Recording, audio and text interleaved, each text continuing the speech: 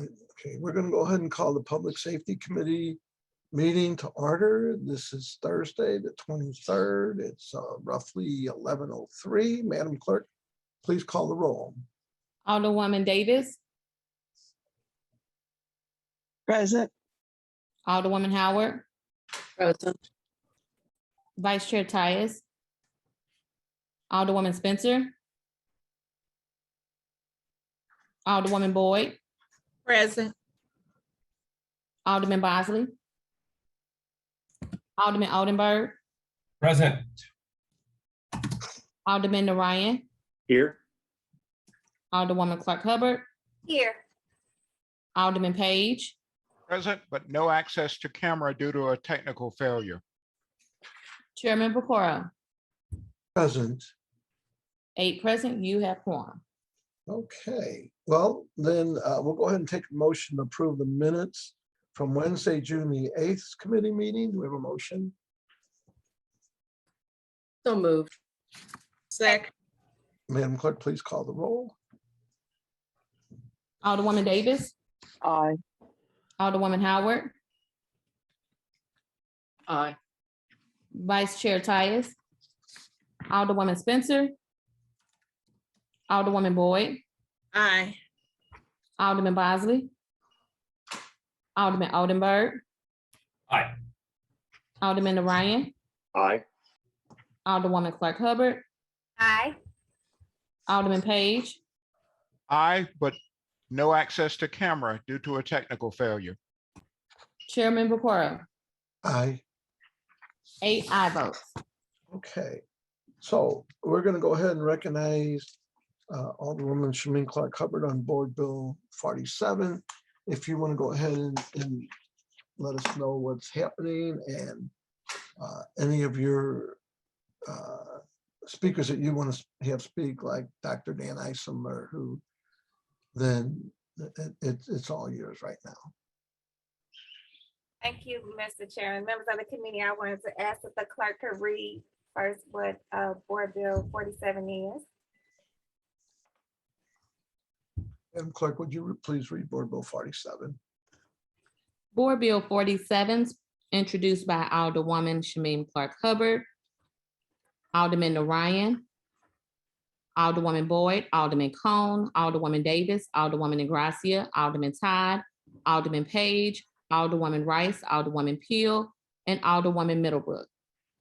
The proposed bill provides for independent investigation of law enforcement misconduct and use of force incidents. The bill repeals ordinance number 69984 as amended by ordinance number 70532 and enacts in lieu thereof an ordinance that reconstitutes and provides staff support for the Civilian Oversight Board and provides coordination and staff support for the Detention Facility Oversight Board created under ordinance number 71430. The bill also established the divisions of civilian oversight within the Department of Public Safety and authorizes the establishment of a public integrity unit directed by the Circuit Attorney in the City of St. Louis. Thank you, Madam Clerk. So we are very familiar with this work, right? And I think that the 11 of us that have signed on to this bill are happy now to pick up the baton of this process and work that started long before many of us that are signed on this bill were down here at the board. So I would just like to pay homage to the work, the people that put in the work prior to this and have continued to stay in this fight and continue to stay in this plea with us to the betterment of our community with this Civilian Oversight Board. I just wanted to read one of the whereases so that we are clear on the purpose of the Division of Civilian Oversight is to strengthen the integrity of the public confidence in the criminal justice institutions by promoting transparency, fairness, and public accountability and conducting thorough, impartial, and independent professional standard inquiries into misconduct and use of force incidents. I teased with someone last night at a meeting that this is probably one of the only pieces of legislation that we know is so necessary, but honestly, we pray we never have to use, right? Because we pray there are no incidents that lead us here, right? But it is necessary. So with that being said, this is part of the process. Nobody's trying to ram any of this down anybody's throat, which was kind of teased again to me last night. it don't feel like you haven't been heard, because this is the part where you get heard, right? And this is not going to be the last time you'll be able to get heard, because this is the Civilian Oversight Board. So we want to make sure there are ample opportunities for the civilians to be heard, accounted, and voice their opinions in this important legislation. So we're here to listen today. And with me, I have Dr. Dan Isom, Director of Public Safety, and Mr. Matthew Drummond, our new Commissioner of the Civilian Board Oversight. After their introductions, we can go ahead and follow through on the list of speakers. Thank you. Dr. Dan Isom, you want to go ahead and Thank you, Mr. Chair, and Alderwoman Clark Hubbard for giving us the opportunity to speak on this bill this morning. Before I start, I just want to give the new Commissioner, Matt Drummond, an opportunity to introduce himself and give a little bit of background of his professional experience to the Public Safety Committee. Good morning, everyone. I'm glad to be here. Excited for this opportunity. Just to introduce myself, I know I've worked with some of you before, but I just retired after 20 years with the FBI here in St. Louis. All 20 years were here in St. Louis. A big part of my career was civil rights investigations and enforcement.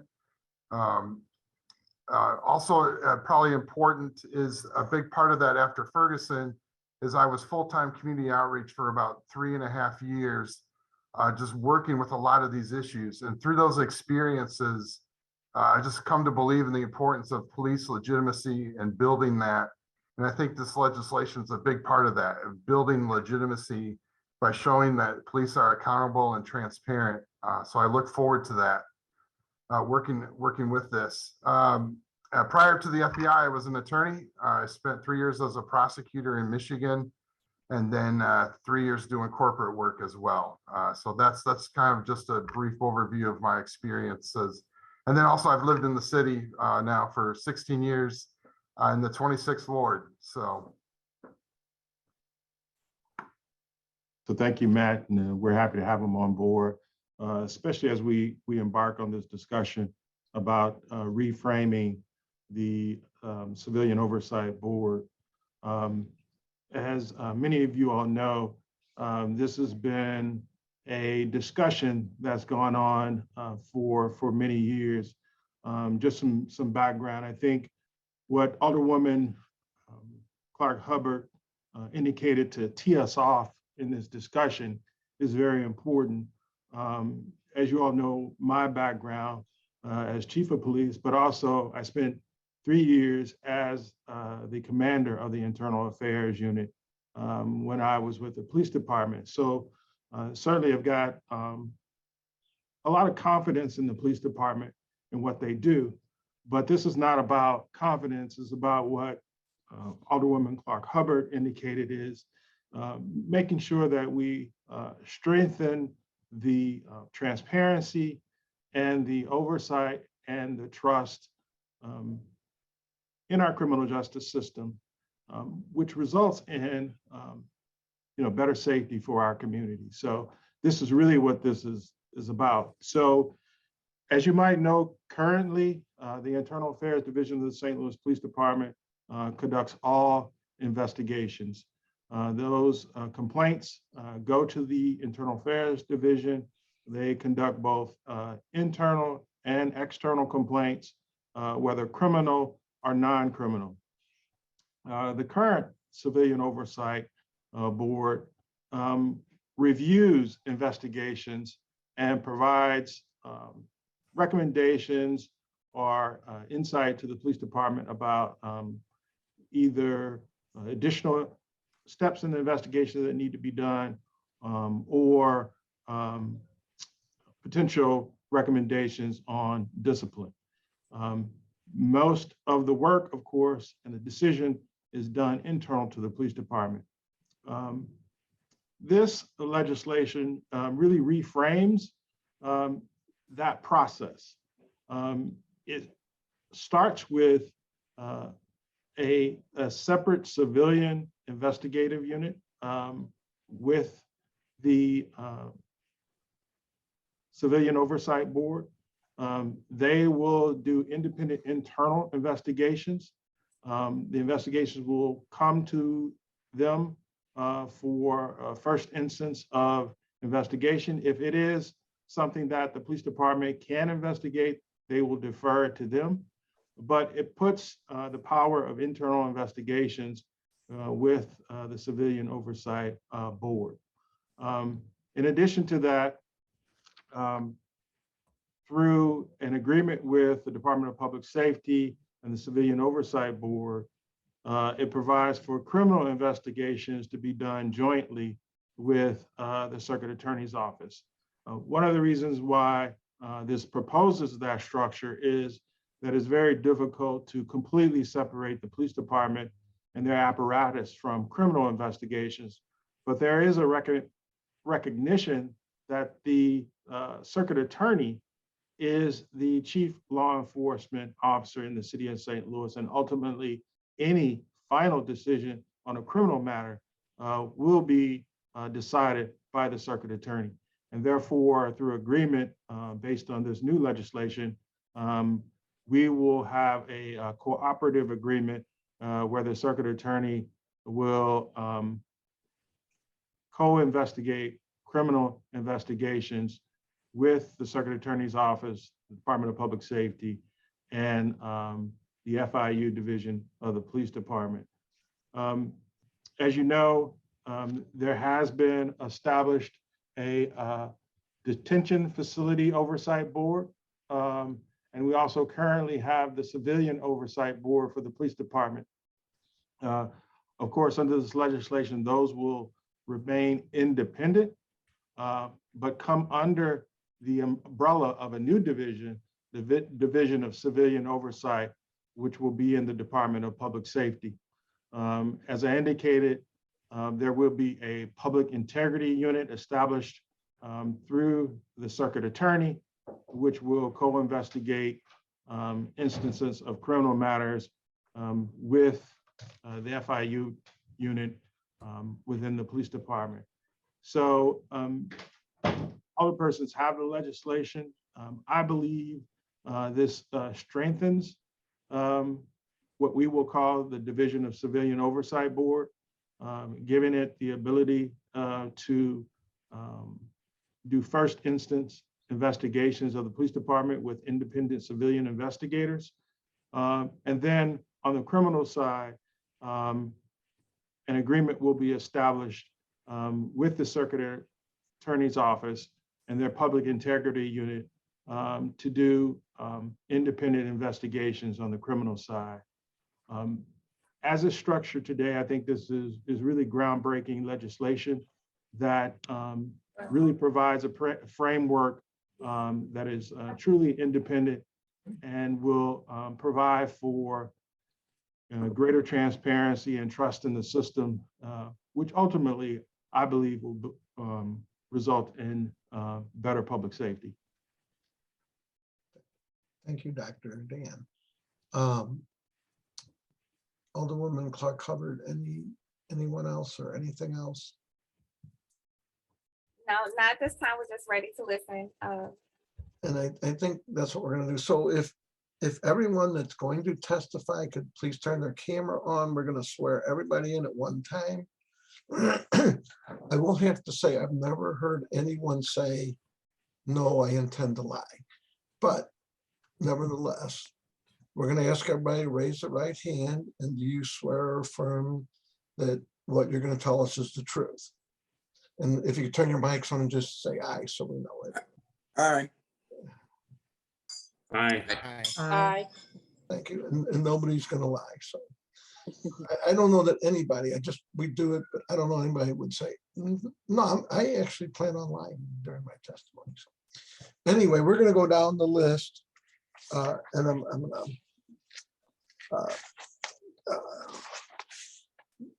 right now, Sharita will kind of keep time. What we will do, we normally go from people that are in support to people that are opposed. There's 11 people in support, 2 people opposed, and then two people that have really no opinion in the sense they just want to talk. So we're going to start and go down the list. So John Lawrence, just tell us who you are. And if you're a city resident, we always like to know that, but, and then just go ahead and we'll give you 3 minutes. And about 1 minute before the time's up, the clerk will kind of just give you a heads up. And we'll always let you finish, okay? I'm sorry, Chairman Vaccaro, Yes. we are giving them 3 minutes, correct? Yeah, 3 minutes with a 1 minute warning toward the end. Got it. Thank So you. if they're coming close. Yes, sir. Thanks. Okay, and looks like Joshua Lawrence. I'm probably wrong, but are you with us? Let's see.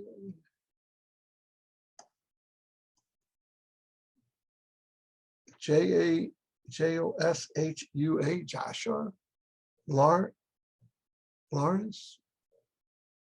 There's Okay. a note there saying that he's not going to be on. Oh, And okay. he's, Okay, I'm sorry. Larry Greaves.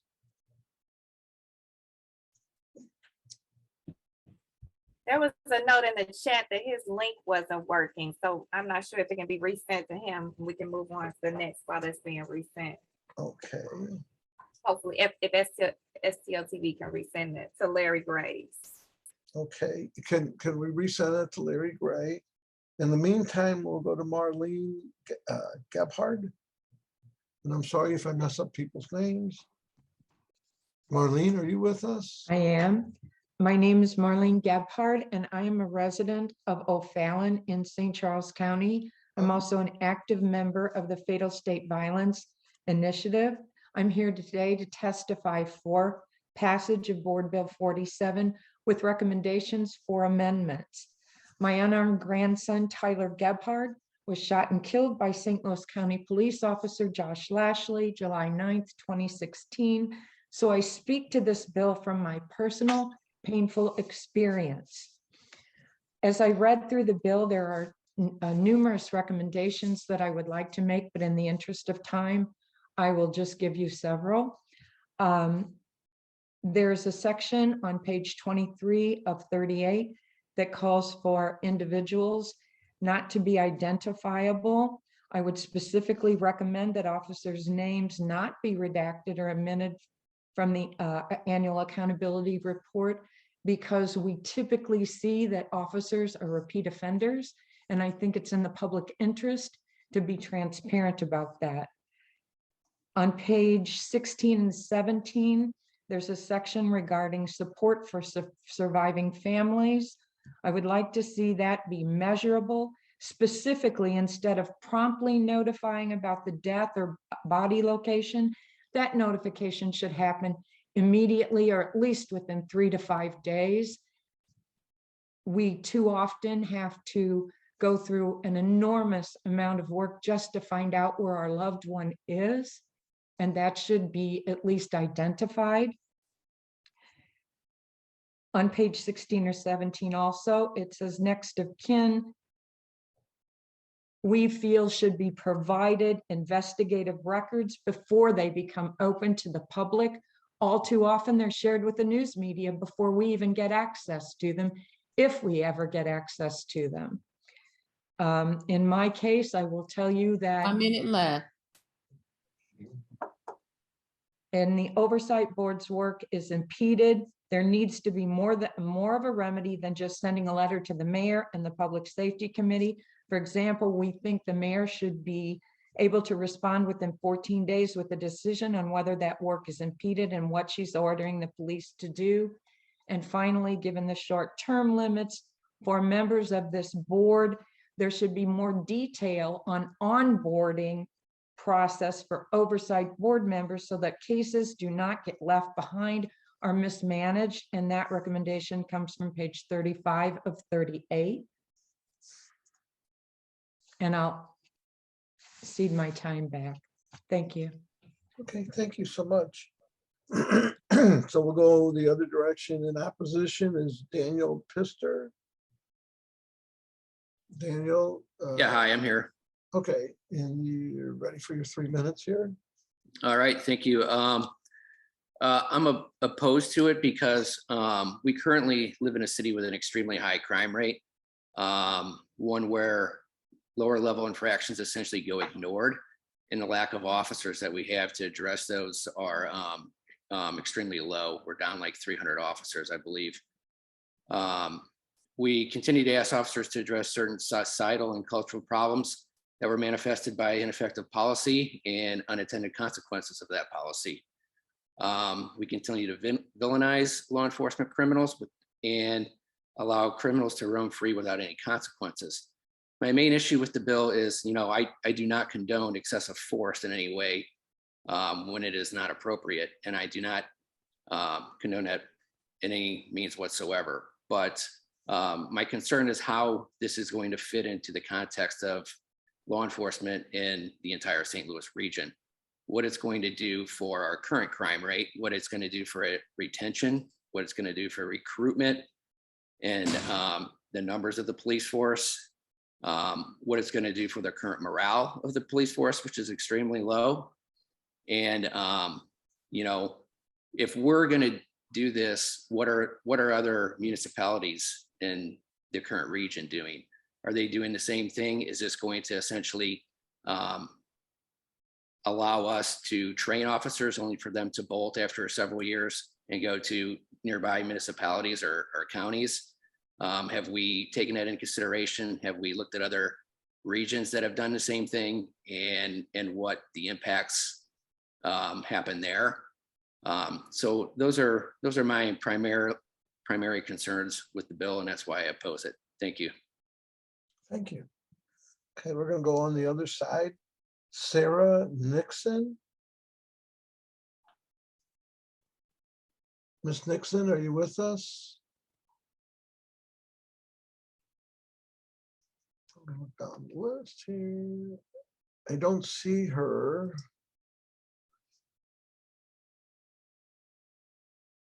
We're gonna go down the list here to number 5, which would be Charles Lowe.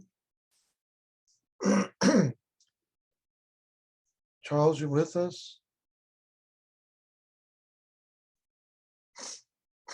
Let me look down the list over here. Let's see.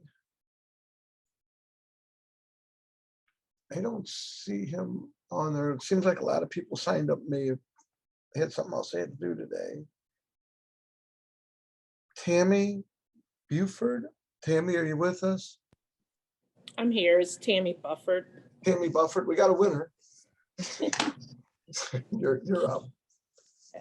Good morning. My name is Tammy Bufford. I'm a resident of the 25th Ward, and I'm a member of the Fatal State Violence Response Program. I'm here today to testify in support of the passage of Board Bill 47. On December 10, 2014, my son Cortez Bufford was brutally beaten by 8 St. Louis Metropolitan Police officers. He sued, and he was told that the police would have a target on his back. Then on December 12, 2019, Officer Lucas Roethlisberger decided that he would be judge, jury, and executioner when he killed my son that evening.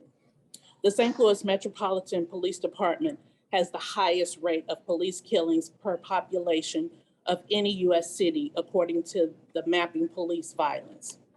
From 2009 to 2019, St. Louis Metropolitan Police was involved in the deaths of at least 69 people, 69 different people. In 2014, St. Louis Metropolitan Police created the Force Investigative Unit. Under the current system, it's my understanding that over 20 killings by the police have been investigated by the Force Investigative Unit, but yet to have received any type of determination or filings with the Circuit Attorney, Kim Gardner. A review of investigation by St. Louis Metropolitan Police Internal Affairs Unit or a review of any kind from the Civilian Oversight Board.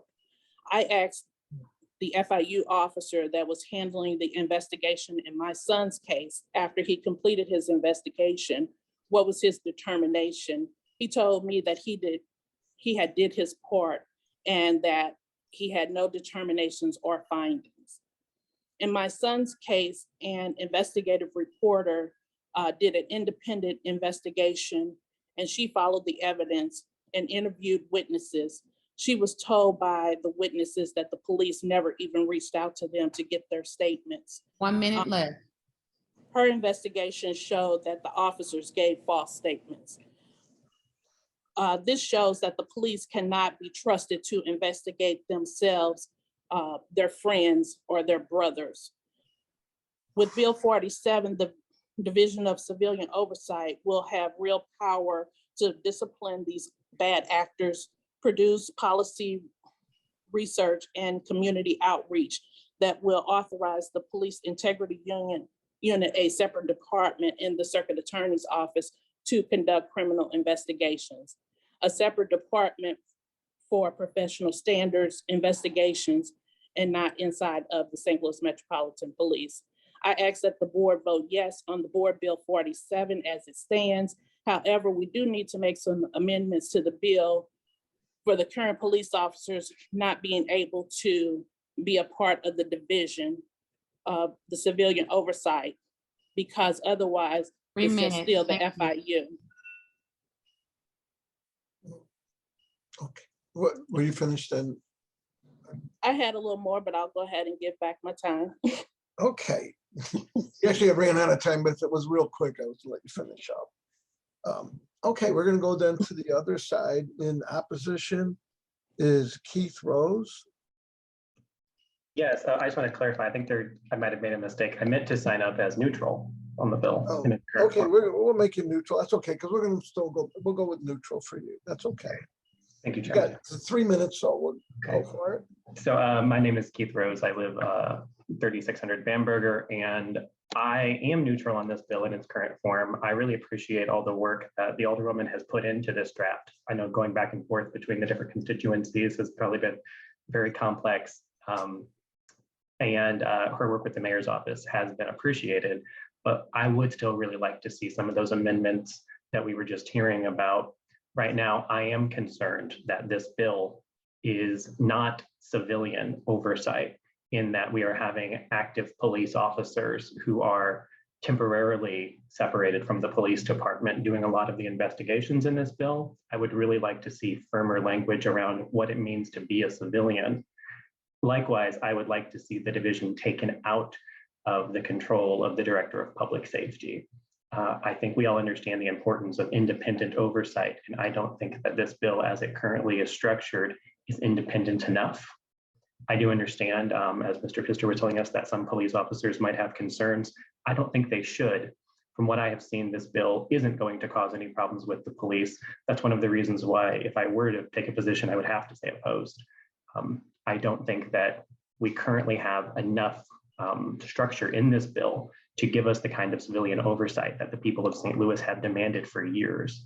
You know, back in 2015, when we originally passed the COB, people wanted this to work. I'm disappointed to say that I might be the only member of the public who actually attends the COB meetings, or at least in the last year or two. And as that person, the only person who's not on the COB, who's at their meetings, I can tell you that it is quite dysfunctional, and they have an extreme deference to the police position. I would like to see firmer language around what it means for the investigations that we're having and how independent they can be. Because right now the COB has generally been a rubber stamp on what internal affairs has been doing. So I do appreciate that the board is revisiting the COB and trying to strengthen it. But I would like to say that it's not strong enough. What we don't want is our police department to go back to how they've been in the past and how we've been seeing them day in and day out behave. We don't want more riots in the streets. We don't want more people, out at nights demanding justice. St. Louis finally needs to be able to heal. And so we need a strong COB to be able to prevent those problems that we've seen in recent years. Thank you. Thank you. So we're gonna go, because I saw that Mr. Graves, Larry, you joined us now. So you go ahead and just kind of let us know if you're in the city or not. And You don't have to give your address or anything, but, and then just, you got your 3 minutes and you're on the, in support of the bill side, so. All right, my name is Darren Graves. I reside in Hanley Hill. My son was killed in April 2019 when St. Louis police officers and medics attempted to carry out an involuntary commitment. A St. Louis EMS medic administered 2 chemical restraints. According to the police report on page 12, one of the chemical restraints was twice the recommended dose, and another chemical restraint was added to that. That made that injection a lethal injection. The city medical examiner, after consulting with an agent of the St. Louis City Police Department at the autopsy, ruled my son's death to be from excited delirium. According to CBS News, 60 Minutes, a respected and reliable news source, reported on December 12, 2020, that the American Medical Association, the World Health Organization, and the American Psychiatric Association did not recognize excited delirium as a medical condition.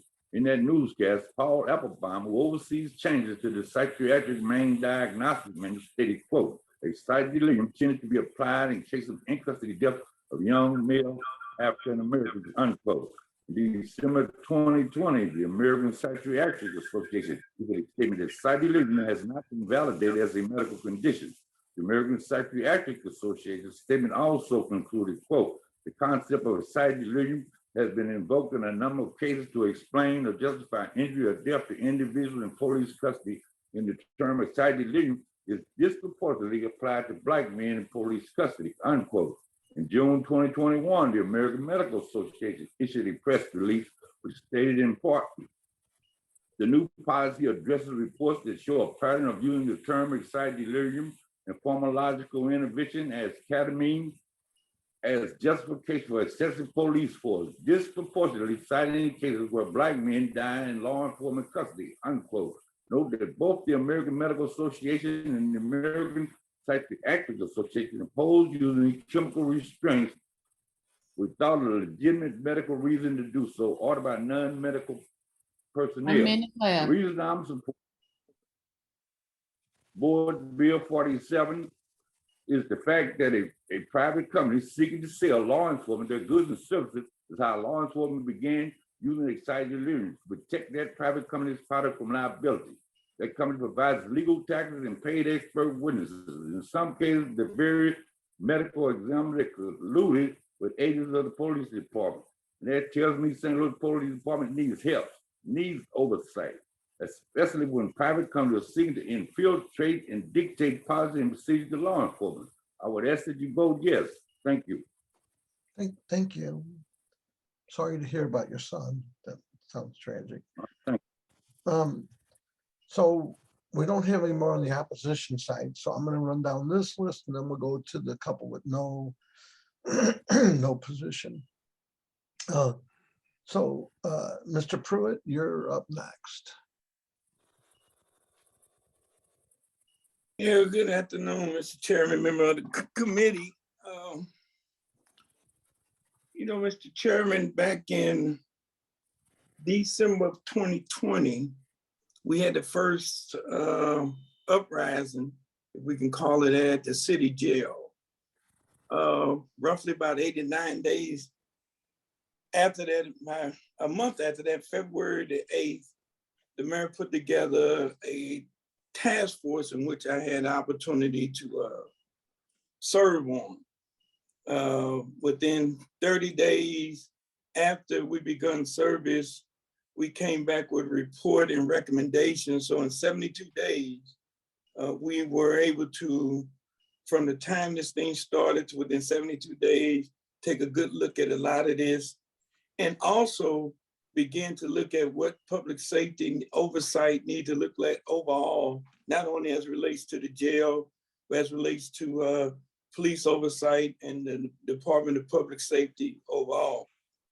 So for the past 15 months, and by the way, right in the middle of that, we was also appointed as a subcommittee of this committee to work with the administration, to work with the city council's office and everybody else involved to draft an umbrella that would create a facility that allows for greater participation of commissioners of both a detention facilities board, police oversight board, and have the staffing and the support needed overall from the Division of Public Safety so that they all can act in concert, act effectively and efficiently to do our jobs. And we've been debating and discussing this piece of legislation and the overall umbrella since March of 2021 to now is June 2022, 15 months later. So if anybody is thinking that this thing has been rushed or been shoved down anybody's throat, that's just not, that hasn't been the case. If anybody from the activist community is saying that they did not have adequate ability to have input, that the administration did not reach out for them and allow them to participate in the deliberations, allow them to see the legislation and have input as it was being drafted, that is also untrue. We have been working to put this mechanism together for a while now. And we need to move ahead, pass a piece of legislation, put it in place, get these commissioners in place, get these investigators in place, and get the staffing and other resources in place, and give this vehicle an opportunity to move down the road. I know that down the road, as we implement it, there will be plenty of time and instances where we may need to tweak it. We may need to recalibrate it, but not to do anything at this point in time, 15 months later, is a disservice to not only the citizens of St. Louis, but as a spit in the face for those young men and women who started this. Because let's be clear, this all started as an outcome of people felt that their civil rights were being violated within a correctional facility back in December the 29th of 2020. And if not but for their action, the task force and the overall work of everybody to move this thing and get it to a point, and even a relook at the civilian oversight board of the police, none of this probably wouldn't happen. So we need to get off the pot. We need to move this legislation, and we need to give it an opportunity to put this in place and see how it works with the understanding we will be able to calibrate. Stay where I told you to. We'll be able to calibrate. Thank you, Mr. Chairman. Oh, God, thank you, Mr. Pruitt. And thank you for serving. I served with you on that same committee, and I think we have the same heart in this. I'm gonna go back to Sarah Nixon, who joined us late. She's here now, though. Sarah, you're up. Hi, thank you all for your time. My name is Sarah Nixon, and I am the Fatal State Violence Response Program Manager, and I live in the 20th Ward, and today I am reading a statement on behalf of Miss Tony Taylor, whose son, Kerry Ball Jr., was shot and killed by SLMPD in April 2024, 2013, and she resides in the 2nd Ward. She wrote that she supports the bill, but has concerns that the language still doesn't really give families a measurable timeline on receiving their loved one's body or any information surrounding their deaths.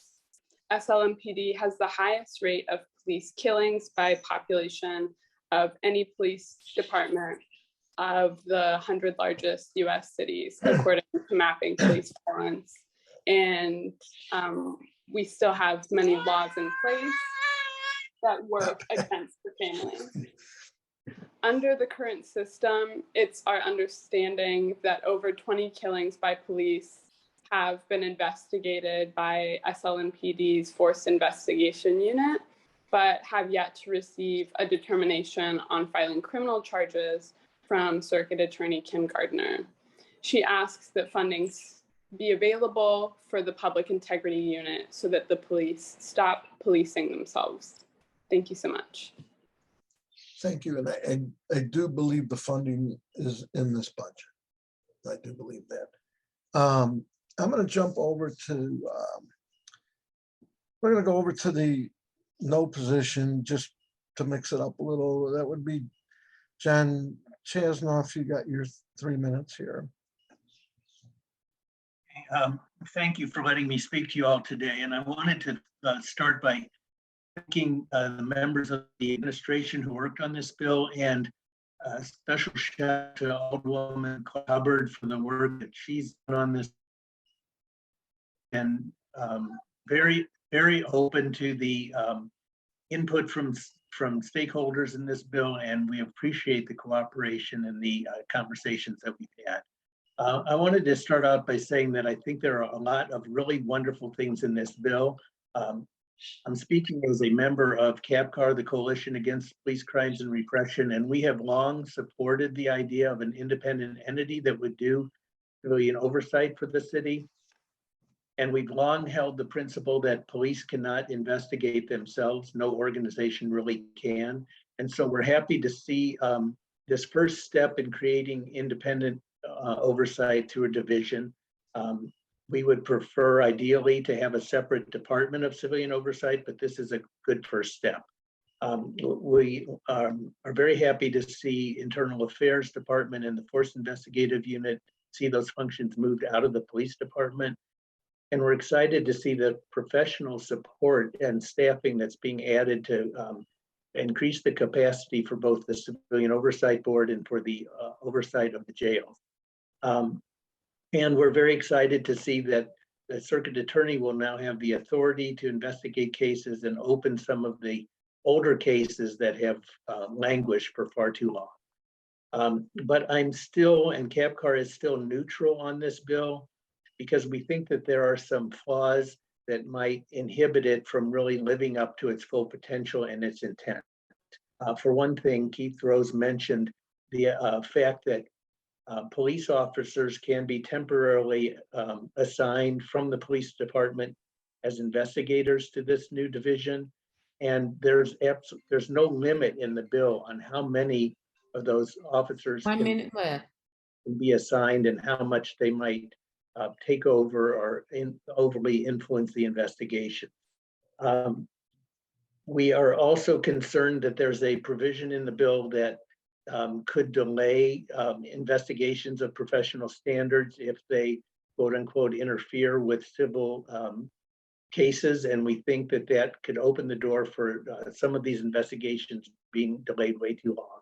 And finally, we have some concern about the legality of the establishment of a public integrity unit in the circuit attorney's office. The establishment of that through a city ordinance, we think it's overstepping the bounds of the city to authorize something for the circuit attorney, a county office, and we're concerned that that might be challenged in the court. And lastly, there are some requirements for what will be in the memorandum of understanding between the city and the circuit attorney's office. But we think that those protocols at this point, the requirements protocols are still insufficient to ensure that the proper functioning of and integration of the county office and city functions is going to be properly implemented.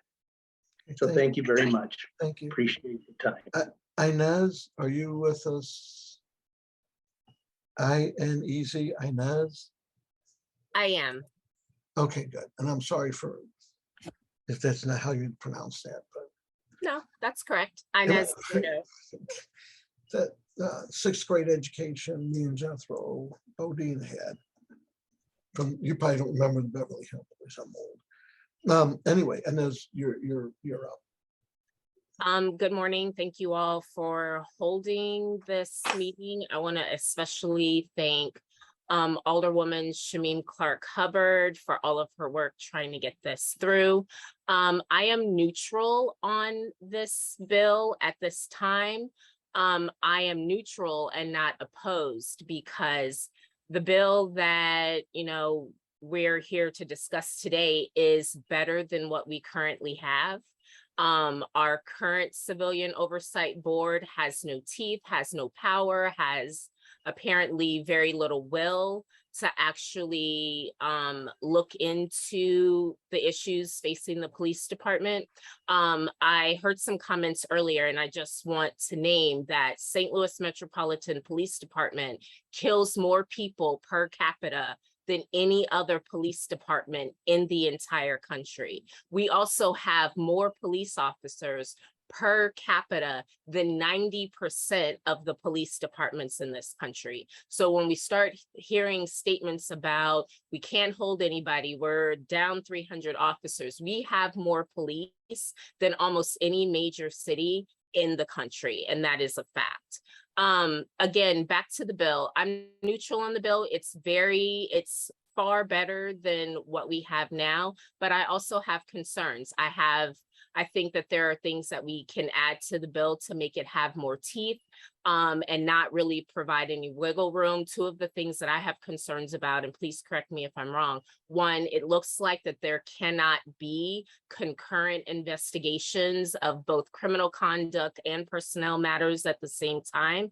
All that's going to do is slow down the process. Those investigations should be able to run concurrently. I also don't like the fact that SLMPD officers can be investigators for the Civilian Oversight Board. I don't care what anyone says, the police cannot be trusted to investigate themselves. The police cannot be trusted to investigate themselves. So we should do something about that. So I'm going to cut my time short because I want to make sure I leave room for the multiple families of victims of extreme police violence get an opportunity to say their say. But I am generally supportive of this bill.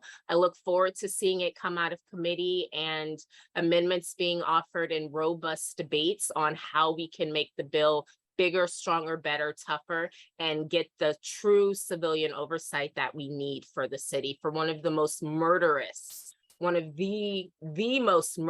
police department in the country. Thank you so much. Have a fantastic day.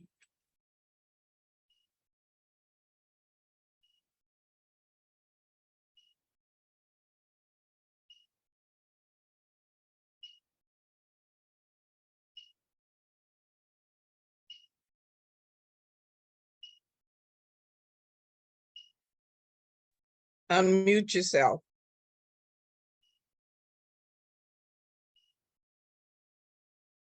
Vaccaro. Let's see if I can get this. Thank you. I am so sorry. Gina, so apparently you don't read lips, but you're next up, and I apologize for the not having my mic on.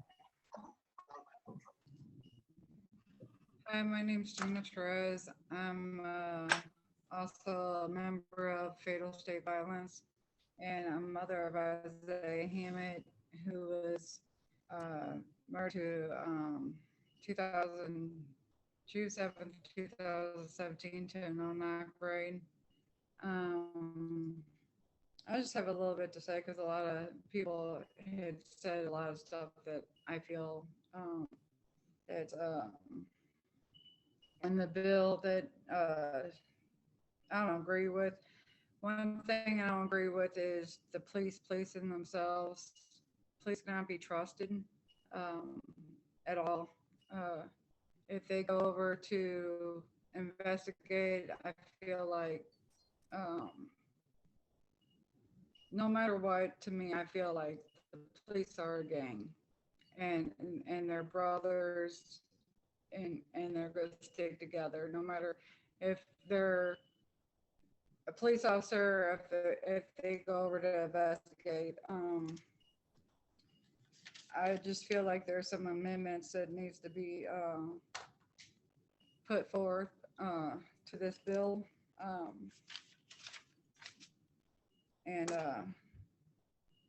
I mean, I'm for the bill. I think that there's a lot, you guys have in there that's good, but just the policing and stuff and the force and everything, I'm just not with that. Thank you.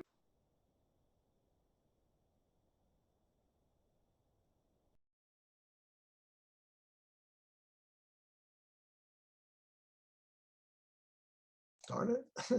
I gotta keep remembering to turn my own mic on. Emmanuel, you're up next. Awesome, thank you. Hi, my name is Emmanuel Powell. I live in the 8th Ward. Thank you so much for allowing us the opportunity to speak and the great work on this bill.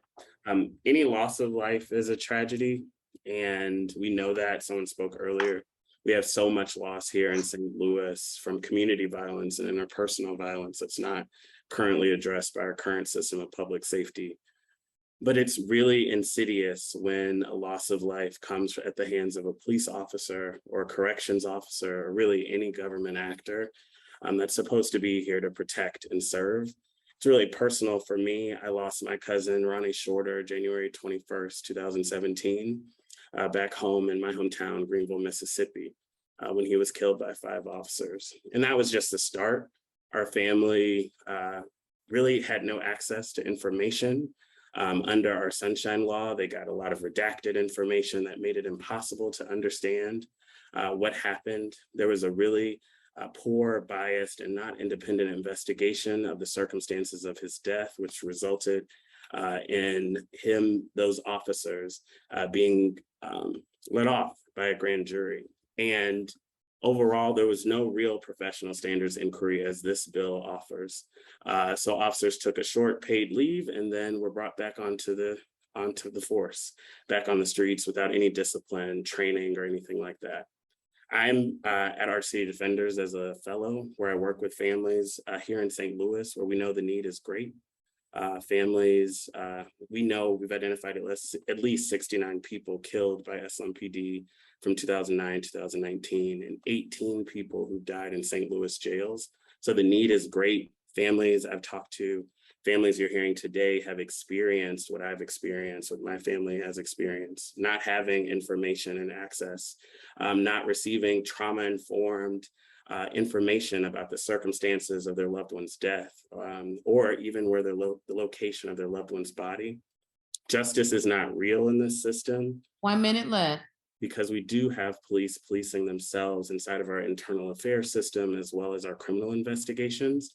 So this is why I support this bill, because it's a start to changing that system. But as others have said, there needs to be some changes in terms of professional standards inquiry, as on page 5 of 38.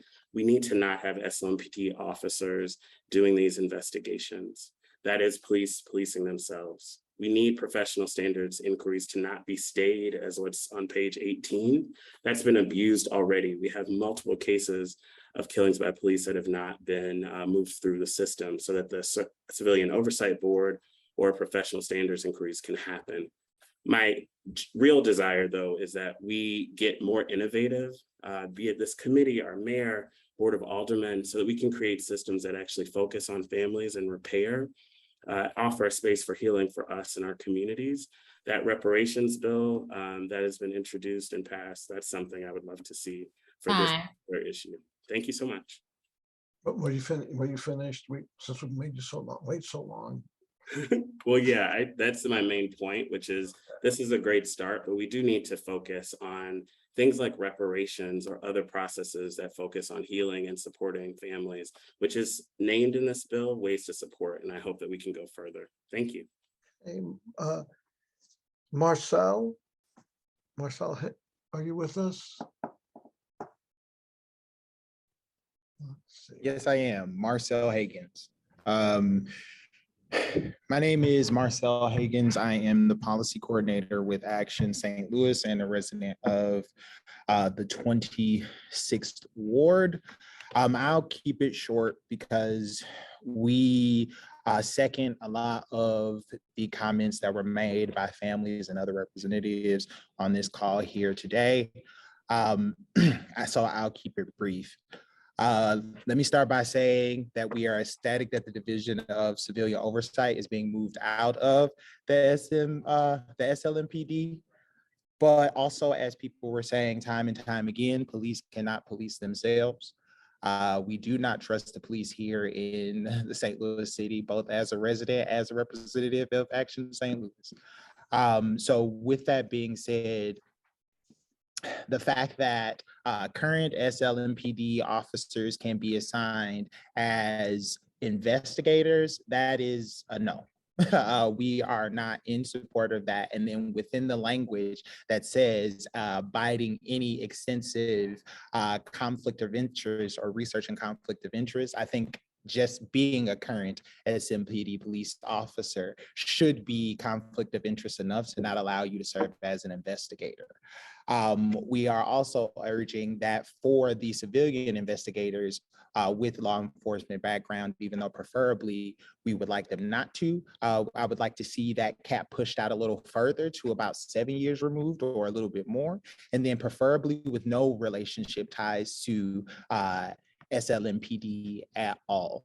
So I will give back time now, keep it short and brief, but we do support the bill, but we think there's a lot of things that need to be changed in it before we get to a final yes. So thank you for your time, and you all have a blessed day. Thank you. You too. God bless. Thank you. Last on the list is Fatima, and hopefully I'm pronouncing that correctly. And Mr. Chairman, Officer, I'm sorry, Charles Lowe has made it on the call as well. Oh, okay. Well, I don't see it. I think I'm pronouncing it right. Fatima. Okay, so Charles, why don't you go ahead and my understanding you've joined us, Charles? Yes. I'm sorry I came late to the meeting. So I heard the last gentleman's comment. I just want to make sure that, I guess apparently there's a requirement you have to have some lawful experience to be part of this investigative team for the Civilian Review Board. That was my main question on this. If we're going to do it, we need to make sure that the people that are investigating have some type of background to understand the policies and procedures of what's going on. So that was my main thing. If we're moving toward that way, I think as far as I can see, nothing will change because we have the same policy and procedures. So I just wanted to have a better understanding, I guess, of the process and where the bill is now as far as what the requirements were to be part of this investigative team. And so that's kind of my main question. But if they are individuals that will have prior police experience of some sort, that will help the process. I will say in looking at individuals, I'm assuming they will be in or around this area. There is a difference between urban policing and rural policing. There's just a type of incidents that you deal with and the type of crimes that are being committed. So I think that needs to be important in having this team of individuals that will investigate these crimes as well.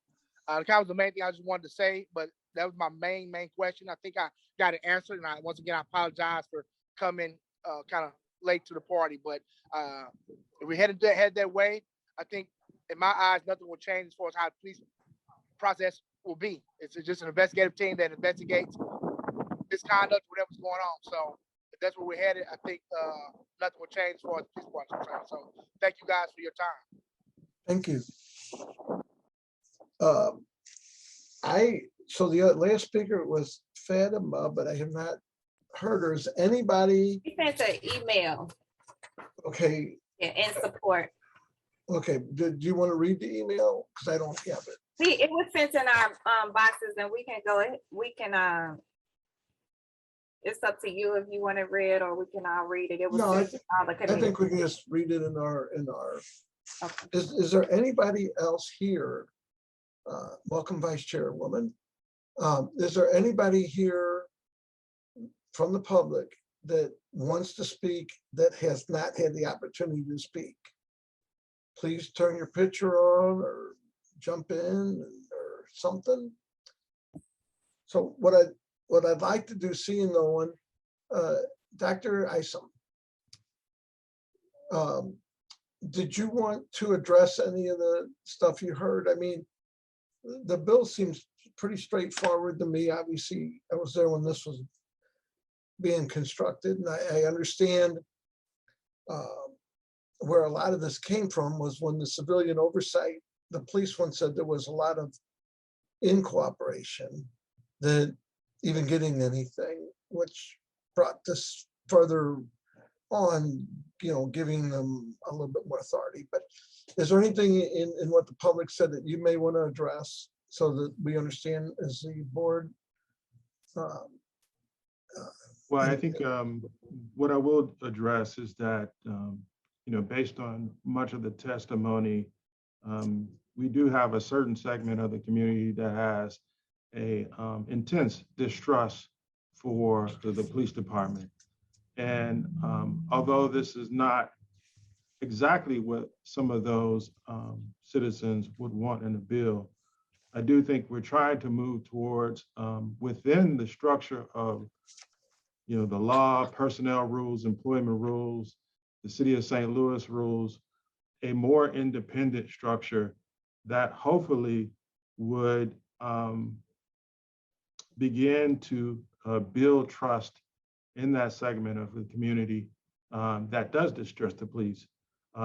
As I indicated earlier, really this is a step towards better public safety. If you have a segment of the community with severe distrust for the police department, calling the police, participating in public safety, being jurors is compromised. And so while it may not be the perfect bill for some, I do think it's a step in a positive direction so we can begin to hopefully build trust in that segment of the community that has lost trust. Thank you. Commissioner, did you have anything you want to add or?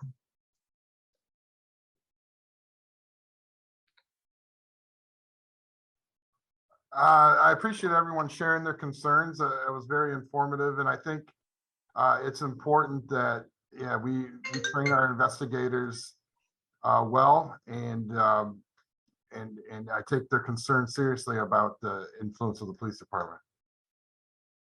Thank you. I think what we can do is certainly we go down the list of committee members and then those off the committee. If you have thoughts or, insight. So let me start down the list. Vice Chairwoman Tyus, do you have anything? Although I don't know if you were able to listen or not. I did get to listen. However, I was there when we first started working on this 30 years ago. So I've been dealing with the civilian oversight for 30 years now. When Alderman then Terry Kennedy, now our clerk, first started introducing this, and I didn't ever vote for it because I always thought there were problems with the bills, which ended up being what I said. And so each year or so we would come back and change it. We didn't have subpoena power at one time. I've always had some problems with the independence of it, because it's always been my argument, if the mayor is appointing the people, that's still not independent. I would want to point out something here that I see in this, because we did end up getting subpoena power. I see in here that we were going to do a public integrity unit directed by the circuit attorney in the city of St. Louis. So that rings bells and whistles for me, because you all are speaking to a circuit attorney that, and I think most of the people here who they get along with and who they feel like that is impartial. And if they think the police is wrong, then that person would then speak out. But that's not, I've served with 5 circuit attorneys. So sometimes the circuit attorney and the police department were so inseparable, you almost didn't know them. So I guess I would ask the primary sponsor, what happens if the circuit attorney becomes a new person who is much more, for lack of a better term, and I don't want to say pro-police because I'm pro-police also, but much more in step with the police and less likely to look into public integrity. What happens then if you find out that the circuit attorney is no longer someone you could trust to be in charge of that unit? What happens at that point? I would ask them, either Alderwoman Clark Hubbard or Commissioner or Dan Isom, any of the three, you can please kind of answer. That would be really nice. I really want as the sponsor, because I think the sponsor is sponsoring that, thinking of the person we have in office now, but you have to make laws based on that may not be that same person anymore. Right. So Alderwoman Clark Hubbard. Right, and she's absolutely correct, especially since she's been in on the conversations to get this bill to where it is now. So maybe if you have some amendments or some suggestions to that, and I would like Dr. Isom to chime in on it as well. But I think that the unit that they were putting together would still be in place with whoever the circuit attorney is. So that's But important. I'm just saying, I hear what you're saying, but I'm saying some people are more proactive and will actually pursue charges and others. And I'll give you an example. I served with George Peach, who had to step down because he was stealing money and buying sex. But he was very close to the police. And he was that person who, if the police said something, that was the truth. And I know one time he actually took a position that he wasn't going to do what the police said. And I was a lawyer with the public defenders then. And even then they told him if he didn't change his position, that they would get blue flu. And that's what they did that day. And so he did change his position. So I'm saying that when you put the circuit attorney in charge of something of public integrity, it's already hard. I have always advocated for the circuit attorney to have somebody else to investigate their cases, because if the police get mad at you, they can make it very hard for you as a circuit attorney because they investigate your cases. As a public defender, we had to hire our own investigators. But if the police decide they want to have blue flu, don't investigate your case, and if you're in charge of public integrity to look at what's going on, that makes it to me just too complicated and conflicts. So I always wanted it separated. And I've advocated that no matter if it was George Peace, D. George Hayes, Jennifer Joyce, and between D. Joyce Hayes and George Peach, we had a circuit attorney that was a Republican for a few months. And then even now with Kim, who I get along with, have known forever. I just think it makes it very hard and people blame you for stuff. And then the police get mad at you for doing your job. So I just want to caution you with putting this kind of language in a bill and then having a very different public circuit attorney than you have right now. Because Kim will go after people and ask the hard questions, okay? And some won't. And even when they will, some will back down and say, well, the police are mad at me. I need them to do my cases, so I cannot keep them mad. So I don't know if we had somebody else who could be in charge of that, that wouldn't be open to any kind of political pressure from the police department. And I'm just being very honest, okay? And I don't have any suggestions right now. I just want to caution that we will not always have the same circuit attorney. Okay. And then Alderwoman Clark Hubbard, you were asking Dr. Dan, I like saying doctor, it just rolls, but Dr. Dan.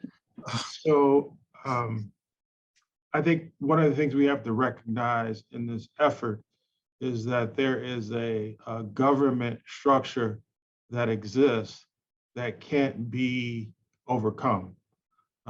There are 3 entities that can potentially bring criminal charges against an officer. On the federal level, that's the U.S. Attorney. The FBI would investigate that. On the state level, potentially, the Attorney General for the state of Missouri could potentially bring criminal charges. The third person in that layer is the county prosecuting attorney or circuit attorney. So fundamentally, there is no other entity, whether it's Kim Gardner or whoever else in the future, who will be able to make the final decision on criminal charges. That's irregardless of whoever conducts the investigation and provides that information to one of those 3 entities. So, you know, I realize people might be uncomfortable with that reality, but that is the reality. And until the Constitution of the United States has changed, Constitution of and laws of Missouri are changed, that will remain. And so I think we're trying to do the best we can under the structure that exists. To be honest with you, that is not going to change.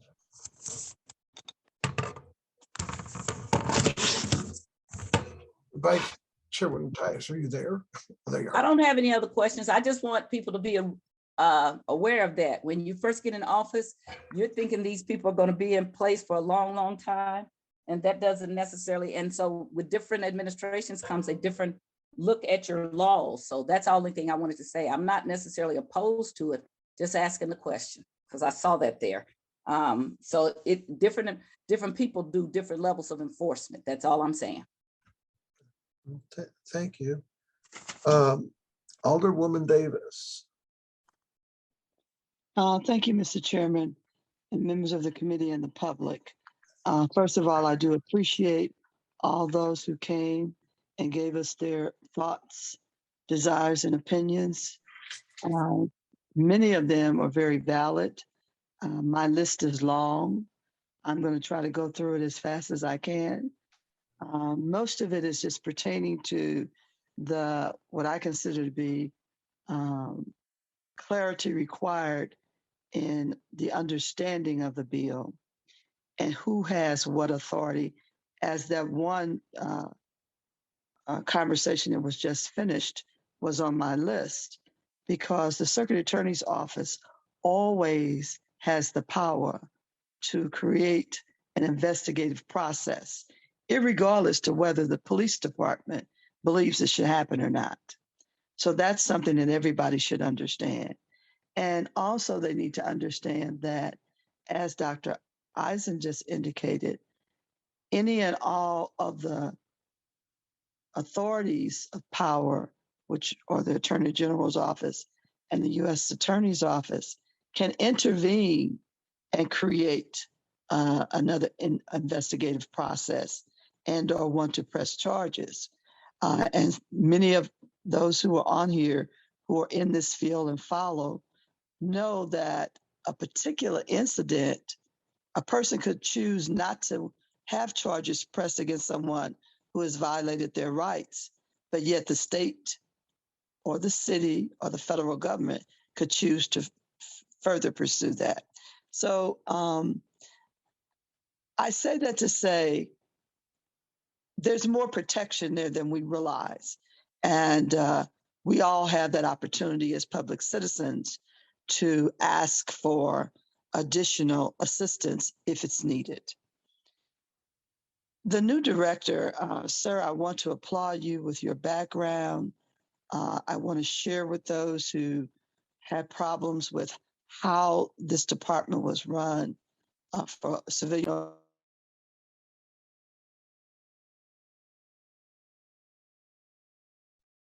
Alderwoman, you muted for a second there. Yeah, it's bad.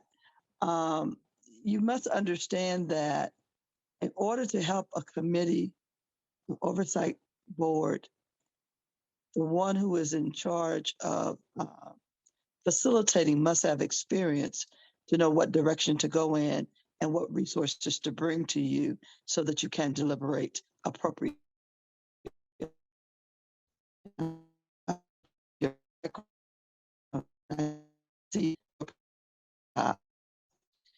We have a education component that needs to be strengthened, and we probably need to put some more money towards that so that as you all move forward, if the public is educated, it really doesn't make, none of this means nothing, because people will just have outcry and it won't be in the appropriate manner or step in the right direction. And people need to have more education about this process and their rights. So I'm hoping that we can improve on that.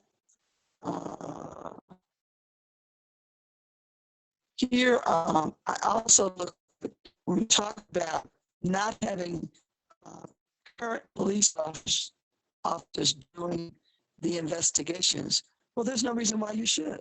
I don't know why that's even a question.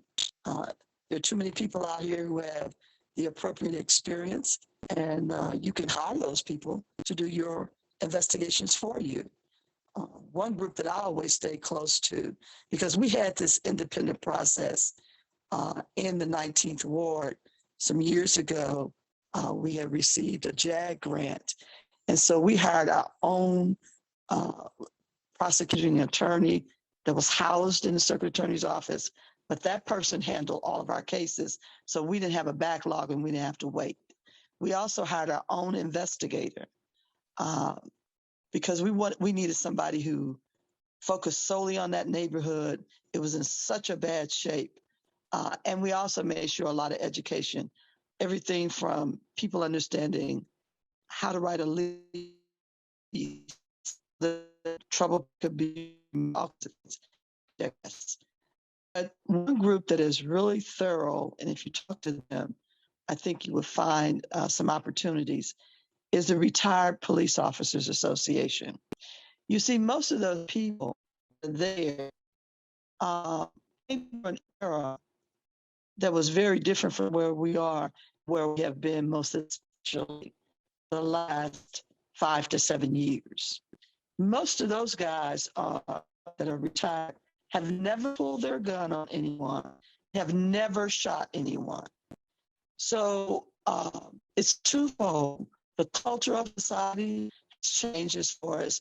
Respect for law enforcement, the opportunity for people to outgun the police force, and also looking at the police side of it, needing to have what I consider to be a certain fear that I'd never thought would ever be there, but I do understand it, because you got to remember, these are human beings that we're dealing with. And a lot have left the force. That's why you see so many vacancies, because they understand that our culture of today is no longer what they could be a part of as far as trying to provide public safety. So we have to be very honest with ourselves and look at different places and people who have experienced different things to help with this process. I'm supporting this bill. I'm going to listen for amendments, but as our president of the NAACP said, first of all, you need something to work with so that then you can evaluate more succinctly and with purpose what needs to be changed or improved upon, because we don't know that yet. We haven't really implemented a true process. It is now there. Let's start working with it and be prepared with all of us with oversight to make changes when they're needed. Thank you, Mr. Chair. Thank you. Alderwoman Carol Howard. Yes, I agree with what's been said previously, and I'm in support of this, but I believe it's a work in progress. And I think that as we move forward and we really delve into this and get the counsel of the new commissioner, who I'm hoping, may have some input to this and may wish to make some amendments, and the sponsor, I think we can move forward with this. And as we look at it, I mean, there are things that I'm a little bit questioning is, the circuit attorney's involvement, being a county office, as someone previously mentioned. Is that something we've looked into? Is that allowable? Do we, and I just want to delve into this, and I think I can vote in favor of this. But as we move forward, do we need to make some amendments? Possibly. And through this conversation and this dialogue, I think we can get a better bill. And if we have to come back and make some changes in a year or so, or in a few months, and that's fine too, because this is a living document. As people change, as the Alderwoman from the 19th said, our society has changed, and we need to be not caught up in some of the archaic things of the past, but we also need to deal with the human beings that we're dealing with. And I appreciate that. And thank you so much for your work. And Mr. Brumman, welcome. And I wish you the best in your endeavor with us here. And hopefully we'll be able to get this going and have a good experience for everybody. And that's all I have to say. Thank you very much for the opportunity. Thank you. Alderwoman Kara Spencer, have you joined us? I don't believe she's joined us. Alderwoman Pam Boyd. I want to thank the previous alder people, because I look for them for guidance, because they always kind of help me through things. So this was an education period for me from Alderwoman Tyus, Davis, and Howard, because, you know, you all have been out there in the forefront. And it's interesting because what Alderwoman Davis spoke on, that was in the 19th ward. It's just funny how if we just watch, history can repeat itself. We had the exact same thing in the 27th ward at Wallbridge. Jennifer Joyce had an office in Wallbridge, and they had a circuit attorney there, an investigator. I mean, it was very powerful because the residents were involved. And I think that was the magic word. The residents were involved, and they kind of controlled the dynamics in that community. And ironically, in the 90s, that area was called Murderville. And after Jennifer Joyce put her office over there and those residents got involved, the crime just dropped, because residents were educated on process, procedures. They knew what to do. They knew how to handle business. They knew how to hold people accountable. So I agree with Alderwoman Tyus, Howard, and Davis. We probably need to look at this, critique it more to get a better understanding and to help people in an overall way. So, you know, that's where I'm at. Thank you. Thank you. Alderman Basley, I saw you come in for a second. I don't know if you're still with us. No, I'm actually on. I don't know, my phone is, I'm not getting really good service. Alderwoman Boyd is still frozen. I didn't even hear the last 10 seconds or 15 seconds of what she said. Can you hear me well at all? Oh, I can hear you and we can see you. Can I be heard? Yeah, I can hear Okay. you. Yes. Great. Thank you. Good afternoon, everybody. Is it afternoon yet? It is. Yeah. Number one, my apologies to all of those individuals who has lost someone. That's a terrible thing to have to deal with. We deal with a lot of losses in the city on both ends. And that's something I definitely hope that one day, very, very soon, that us as residents can figure out some sort of, not necessarily a permanent solution to, but get some sort of relief from the way things have currently been going. At least we can, kind of look back and change some of the trajectory of where it is that we're headed based on our past. So once again, my apologies for those who have lost folks. To also those officers out there that are working hard every day, doing the best that they can to represent the St. Louis Metropolitan Police Department and our citizens the correct way, and end up intertwined with stories like these, where we do have questionable actions from other officers whom, once again, the reason we're here now is trying to find a way to where we can clarify situations like this and find a better way of having a pipeline of trust and communication between citizens and our police department. So I appreciate everybody working in their particular fields. Thank you for all those folks that came out to speak today also. I do think this is a very important bill. I do want folks to remember this is, the law is alive. So it can be changed. Once again, this is something that isn't going to be perfect. I don't think there's a perfect way to bridge this gap that we're trying to figure out how to fill right now. I think we're going to continue to figure out ways to come back and strengthen it up. And we'll find ways that, in time, once again, people that aren't in these positions, as Alderwoman Tyus said, they'll be picking up balls on things that we aren't privy to, things that we may not even be thinking of right now, because there are things that have not happened that will happen in the future, where once again, they'll be coming back in with men laws all the time. And I think this will be nothing different. This is a very, very good start. I believe it starts this very important conversation. Not even starts it, it continues this very important conversation that has had many different people working on it for some time. So getting to this point is taking some time. So thank you once again to the sponsor, Alderwoman Tyus, those folks, bills, that get us to where we are right now. So I am in support of it.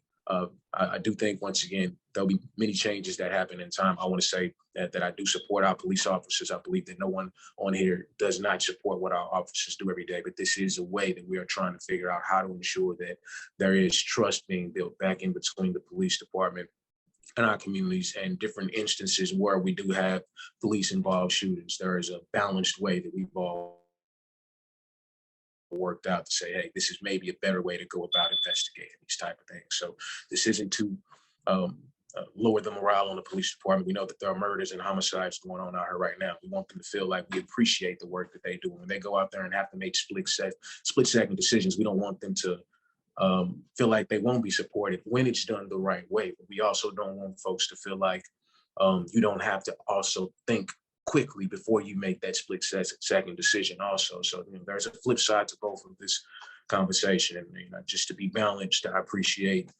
the conversation and us being able to get to a point where we're amicable about saying that something has to happen at this point. So I'll stop. Okay. Thank you. Alderman Oldenburg. Yeah, thank you, Mr. Chairman.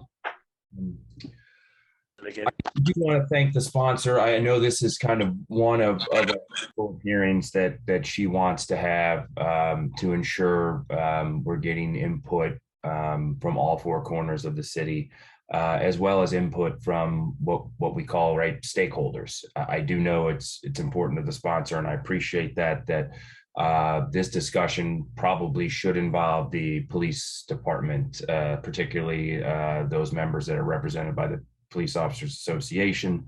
It should probably involve the Ethical Society as well, and the broader law enforcement community. I think should have a seat at the table if we're going to also be crafting a bill that clearly impacts them.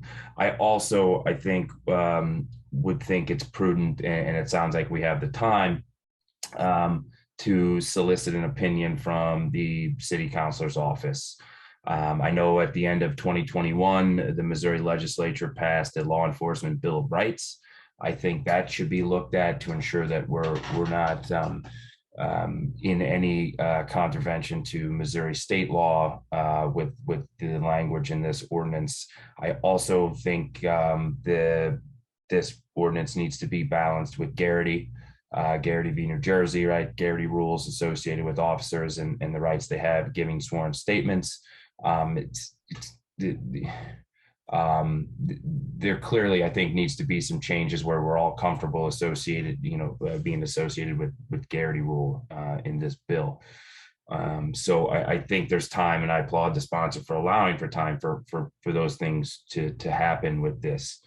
I will also just say that, hearing some of the discussion today from citizens, and I empathize with their frustration around this. But I think it's important that we remember that, recruitment is at an all-time low in the St. Louis Police Department. Retention and fleeing officers are an all-time high in the St. Louis Police Department. Ask an officer, and they'll tell you morale is incredibly low. So I want to make sure that their voice is heard. And I'm troubled by some of the discussion points that quite frankly, cast serious accusations that the starting place is that sworn officers are inherently bad and murderous, and that police can't investigate themselves. These are sworn officers of the state. And I think if you ask many professionals in law enforcement, including our public safety director, yes, like any entity or organization, sure, there are bad actors, but I don't want us to lose sight of that we need police, and we need them to have the proper training and the proper resources. That's also part of this discussion, and I don't want that to get lost, as we move forward with this piece of legislation. I do have a question, Mr. Chairman, if it's appropriate for the public safety director, if he would yield for a couple of questions. Dr. Dan, yes, would you yield for questions? Sure. Thank you, Director Isom. I appreciate it. Can you recall, has has there been any cases that you're aware of currently in your time as public safety director, or when you were on the department as its chief or other, where FIU or IAD just got it wrong and the Missouri AG's office stepped in to overturn or insert itself into an investigation, or the DOJ saw this rampant problem with the internal affairs division in the police department, or has a consent decree ever been called for by another level of government? Because I do want to make sure if the goal here is that, well, police just can't police their own and we want involved citizens. These are professional investigators. So I do think it's appropriate that we have that professional expertise and that subject matter expertise at the table. So I just wonder, has there been any overturned case or investigation by the FBI or any of those other entities that I mentioned where FIU or IAD got it wrong? Yeah, so, this is part of the reason why, of course, I framed my initial comments around the fact that I was actually over internal affairs for 3 years. Sure. Certainly, I trust myself and I trust that I have integrity. But I've come to the conclusion that this is not about that. It's about the fact of whether or not our investigations were thorough and complete, or it's really about setting a framework where members of the community who have a distrust for the police department can feel comfortable within the framework of all the things that you're talking about: Garrity, employee rights, our personnel rules and regulations, and even more importantly, the criminal law and the protections within the criminal law. All of those things apply to the structure of how we put this together. So I guess what I'm saying is that when there is a segment of the community that really distrust the process, then I think it's incumbent upon us, within all those rules that you're talking about, to try to think of another framework that could build more trust.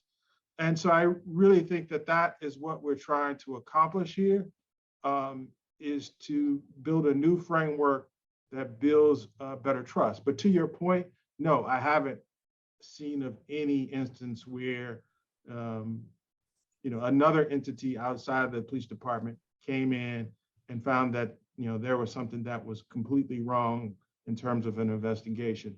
But I don't think that is the point. And so, even for officers sometimes don't trust internal affairs and the investigations that they've done. And so this might be a way not only to build better trust and on the civilian side, but it might also have the effect of increasing morale on the police side if it's truly independent. Understood. I appreciate that. Thank you for that answer. I'll just further state real quick here and then complete my time. But I would like to unpack the metric of distrust for police and what that means and how vocal that is, how abundant that is in the city of St. Louis, or is it just the activist community amplifying that the city overall doesn't trust police? So as we move forward, I would like to unpack that metric that a majority of the city has a distrust for the police department. I think that's false to say that the statement that I just said, that I don't believe a majority of the city has an inherent distrust for the police and the men and women who and if you thought that I said that, no, I was not. But I do want to unpack the metric of your statement of we're trying a new framework because we've heard from the citizenry that there is a distrust of the police department. Can those those cries and calls of distrust be handled another way as opposed to, completely overturning the apple cart is, purely a query, I think, for this committee and for us to all think through as we move forward. So I appreciate it. If I couldn't, I usually don't do this, but I will jump in for a quick second. No member of the association, either of the associations, contacted the sponsor, because I checked, contacted me. I am the assumption they contacted you. I'm the only other member that I don't know of any other member they've contacted. And they certainly were welcome to come and speak at this. I would have given them every opportunity. So, their involvement, this has been an ongoing process. I've gotten calls from the people that, the jailers, so they were certainly aware of it, wanting to know and had questions. It really just, to say that somehow we blocked somebody out or didn't listen to somebody, they could have been at the table from the very beginning of this. This was not something that came up yesterday or the day before. And certainly they were welcome to be here today. I wished, in fact, we would love to have had them come and speak. I don't know if you're speaking for them, but. Well, I will say, Mr. Chairman, they again, I think this speaks to the morale in the department and the association that represents many, many members.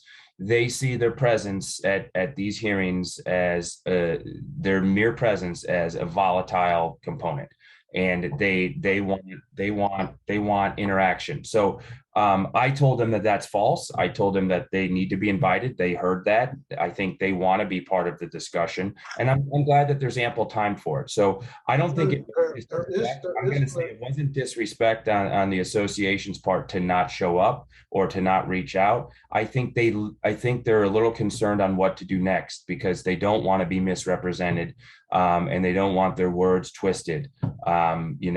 As they move forward. And I told them that, I think that underlies the point that there's distrust kind of both ways.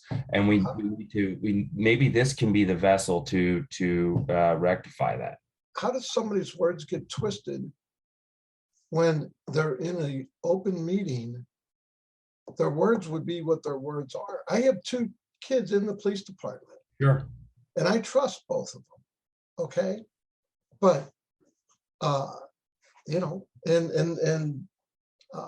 will say they're happy to be part of the conversation, Mr. Chairman, and I'm glad that this isn't the only opportunity for it. So there you have it. They're going to have an additional opportunity to speak, but we're not, when you say ample time, we're not going to be doing this over the summer break. I think the goal of this was to do it before we go on summer break, which, unless the sponsor tells me otherwise, the hiring of the people are already in the budget. So no matter how this comes about, it's in the budget. If you read the budget, the people that will be paid are in the budget now. So anyway, I'll move on from there, but I did want to say that I know we're very aware of this. Sure. But could have certainly called the sponsor. Even if they're mad at me, they get mad at me, then they're happy with me, then they're mad at me. They go back and forth. I got a lot of respect for the police. That's a fact. But, again, they could have at least called the sponsor. If they're mad at me at this minute, they could have called the sponsor and said, hey, or they could have called,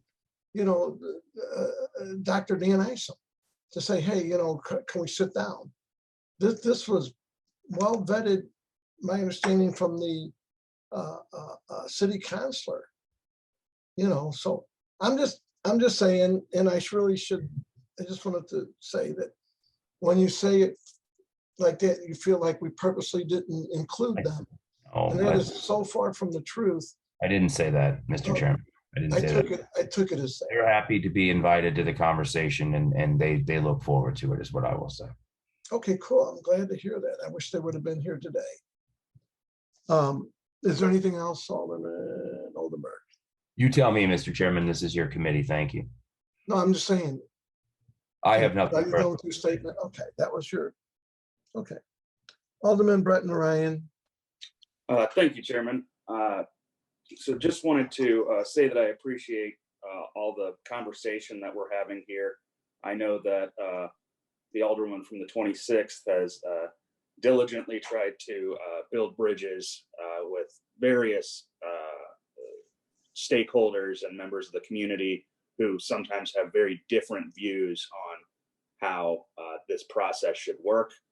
I know that there's been a lot of work both from the administration and the Alderwoman from the 26th on the nuts and bolts of this, how it needs to actually be laid out in order to both be legal and be successful, because we certainly don't want to tread on the circuit attorney's office. We don't have the authority to do so. So this is something that we did have to work with the circuit attorney on in terms of the public integrity unit. That's why we have two different units in this piece of legislation. There's the public integrity unit and the force investigation unit, because we can't take away any of the circuit attorney's authority to bring a case should she see fit, should whoever is in that office see fit, because they have the ultimate authority to do so. So this has been a lot of footwork from the Alderwoman from the 26th, and I appreciate all this conversation, and I hope that we continue to have the conversation so that we can ultimately get a good bill out of this that's going to work for everyone. So I know that we're pretty firmly in the meat grinding right now, but I hope that the sausage making can continue and we come out of this with a good product in the end. So thank you, everyone. Thank you. And Alderman Clark Hubbard, we'll skip over you. Alderman Page. Yes, thank you, Mr. Chair, members of the committee, and special thanks to Dr. Isom and Mr. Brumman for their participation in this hearing, as well as those who spoke pro and con related to this matter.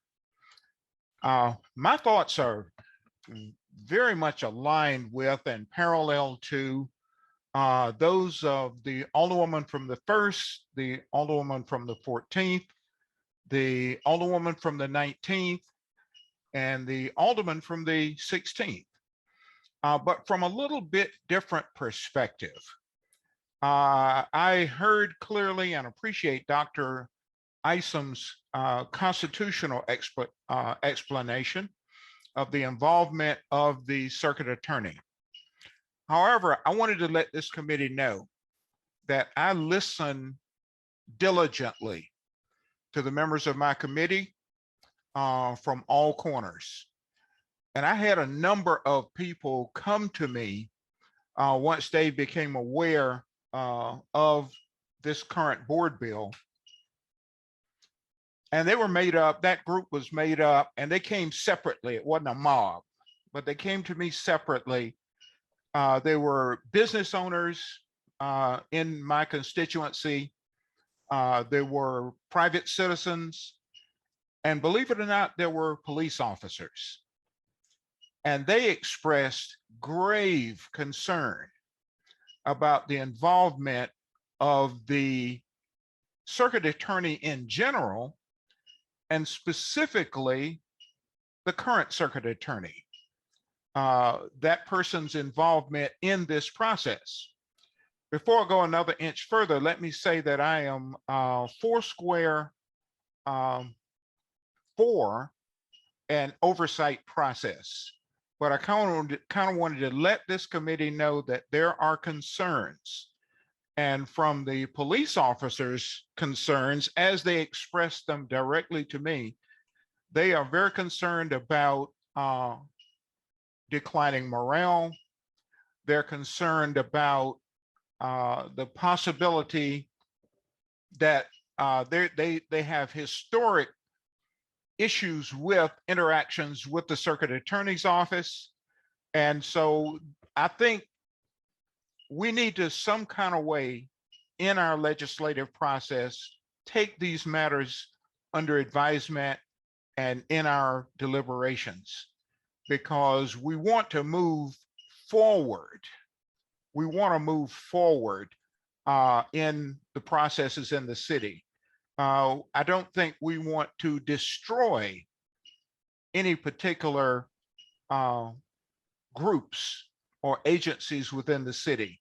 So I'm glad that this is not a vote today. I'm glad we will continue to work on this board bill, this legislation, this oversight committee, and hopefully we can bring things to a better conclusion by the time that this or another civilian oversight bill is passed. I just wanted to get that in everyone's ears. Thank you, Mr. Chair. I yield back. Thank you. Anyone, alder person that is not on the committee that wants to speak? Okay, I don't see anyone popping in, so I'm going to wrap up because I get to go last. First off, I do have 2 children on the police department. I've said it multiple times. I'm a strong supporter of the police. I did take some whatever that I felt like they could have talked to. They certainly have in the past called and said, hey, you know, will you or will the sponsor of a bill come in? And we haven't gotten that. And, you know, this isn't about the police morality, because if we don't start paying the police more, they're going to leave anyway. My understanding, Jefferson County or St. Louis County is offering them their total time and rank if they'll come out there. This bill, I don't think is going to hurt or help, but I think that pay, and there's a lot of reasons that, you know, but I have also heard from a police officer that thinks this is a good thing, you know, and said that there's other states or areas that do this, and that they feel like they get a little better shot at things too. This is certainly not a perfect bill, you know, at least at the minute I'm not on it, but you know, this is not aimed at saying that the police are good or bad. It's got to do with at least making the public that is protesting and overturning cars or doing anything that they shouldn't do. It at least gives that, in my opinion, you know, maybe they see that we're trying, you know, and hopefully what would come out of this is a trust. Because if the Board of Aldermen was allowed to investigate itself and say, you know, in the case of whatever has just come up, or, you know, not even counting that, if that was only allowed by us to investigate it, even if we were completely true and honest and said, this is the facts, a lot of people are not going to believe us. I think by introducing this, it just helps the public have a one more layer. And they may not even believe this, but at least it's one more layer. And I think it's an attempt to, you know, show we're trying. For anybody to say this is an assault on the police, it's untrue. Again, I would never do anything to harm my kids. I would say that if something came up with one of them, I would want as much as an open investigation, not only by the internal affairs, but by the civilian group. You know, and I think, you know, they would come through it fine. I think a lot of police officers that we have are really good at what they do, and they have a lot of integrity.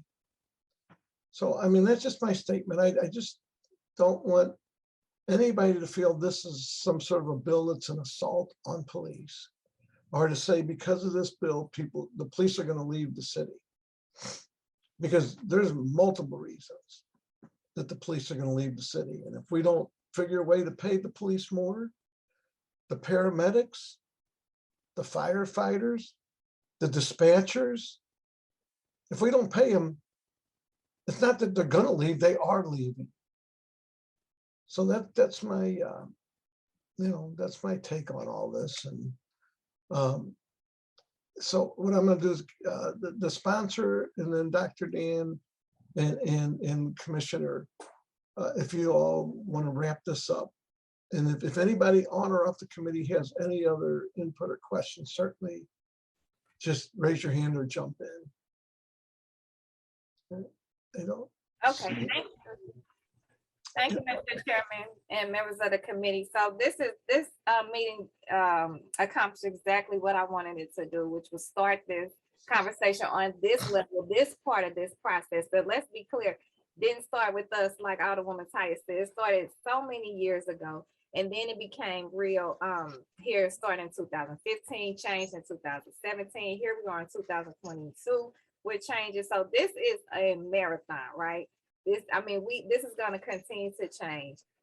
We have to control the narrative and not get lost in the translation of what people are saying, not get confused by some of the things that the people are saying. I'll just speak for myself here. The narrative sometimes will control and make you not want to deal with certain groups or certain types of people. I myself went to the POA and apologized for never being over, never going to talk to them because of some of the things that people were telling me. And I opened the door then, and the door continues to stay open. When I came in on this process, there were specific people that I wanted at the table. To note for Alderman Oldenburg that the city council's office has been in this prior to me and continues to be a part of this ongoing conversation and help write most of the legislation. So, I think that the conversation needs to continue. There are definitely going to be some changes made. I've gotten texts during this meeting from police that say they're members of both of those unions, and they definitely would step in and speak. I'm not sure where I'm not really sure where it's coming from that they weren't invited, because that's not the case. I want to make sure that this works for all of us. If it's going to be real change, you can't have change at a table full of people that all agree with you anyway. You have to have people that are on different sides to come together in the middle. That's where the change happens, right?